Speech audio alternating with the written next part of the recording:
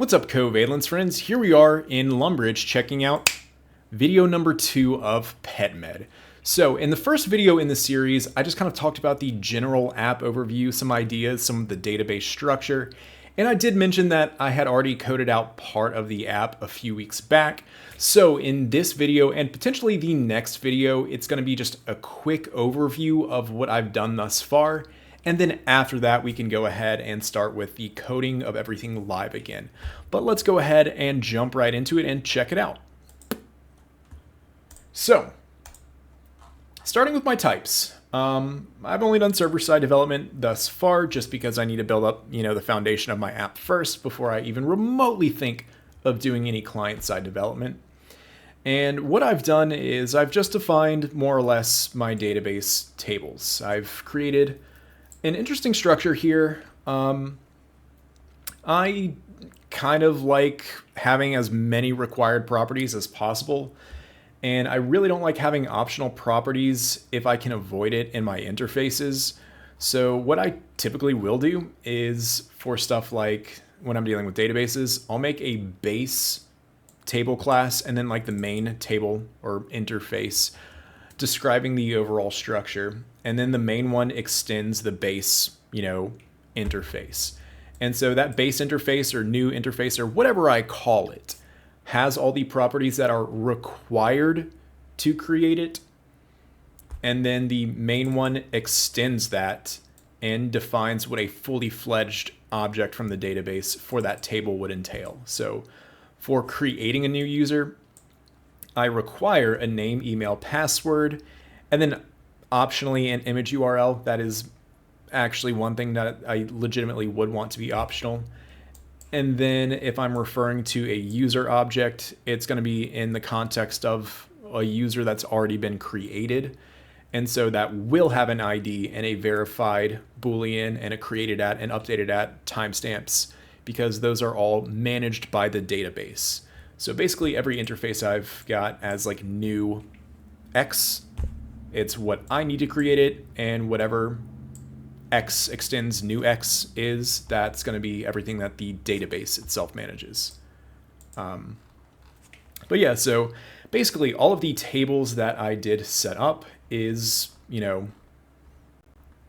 all defined here. So I've got all 8 or 9 of my tables with all of their own distinct interface and new interface. So now that I've got that types, set up, that's going to hopefully be most of what I need for server-side development. Beyond that, we've got my configuration directory, which right now is just dealing with setting up my database variables. So I'm grabbing all of these environment variables with .env and sticking them in this config object that I make the default export here. Later we're going to be adding plenty more onto this app. I'm going to have to get, some authentication environment variables. I'm going to be using JSON web tokens.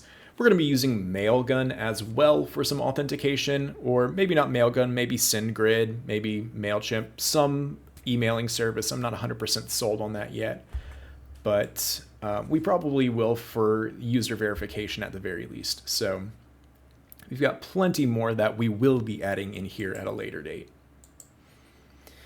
For our database folder, we have a connection.ts file getting created here, where we instantiate a connection pool. And then we also have this reusable query function. And so what I'm doing with this is I'm taking that config object with all of our database credentials that we just defined, passing it to the Postgres library, the PG library specifically, creating a pool of connections. And we are building this wrapper function called query that takes in a generic. And if we leave off that generic, we give a default value of this type, query results returning ID. And that's just because I'm making this like MySQL-esque in like the MySQL 2 libraries in structure. So if I'm doing a select statement, I want it to return just purely the array of data. And so that's some like dynamic structuring we're doing down here. So it also takes, our SQL string and an optional array of values. And, we run our query here And the way the PG library returns everything is it's got a few different properties. Res.rows, if you're returning data, it will always have res.command, which tells you which database command was executed, and a few other kind of high-level properties. And we use that command to make the determination of what our return type should be. So in the event that I do execute a select, we are going to return res.rows. And that means whenever I'm writing a select query, I give it a generic of an array of whatever data I'm expecting back. Otherwise, if it's an insert, I am going to, in my queries for my insert statements, say returning, the data, or at least returning ID. And then that's what we do here. We, return an object that spreads out everything, all the metadata that res has. And then we add this insert ID property. That's going to be the, returned object.id property. And otherwise, if it's not a select or an insert, we just return the metadata exactly as is. But the reasoning that we're doing this is just to make it kind of like the MySQL 2 libraries, just since I like the structure and the return types of those. And if we do that here as well, that simplifies all of our query logic later. So I kind of just prefer that.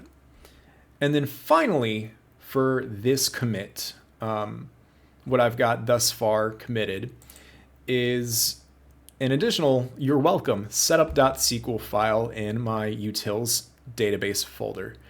And so if you wanted to follow along, you can thankfully just grab this and run it in your database management software. And you're basically, running with a clone of this project. So I might at a later point decide to update some tables. In fact, I've kind of mentally identified a potential issue with one table that is going to be a problem later, but present Andrew is definitely going to make it future Andrew's problem. So we're going to ignore this temporarily. But that's kind of what we've got here. So this video, like I said, was going to be a pretty quick and short overview because it's all that's been committed thus far. Now I do have some uncommitted code from back then that I never finished wrapping up that we'll go ahead and pop off the stash and look at for the next video. But that's just kind of the start to this app.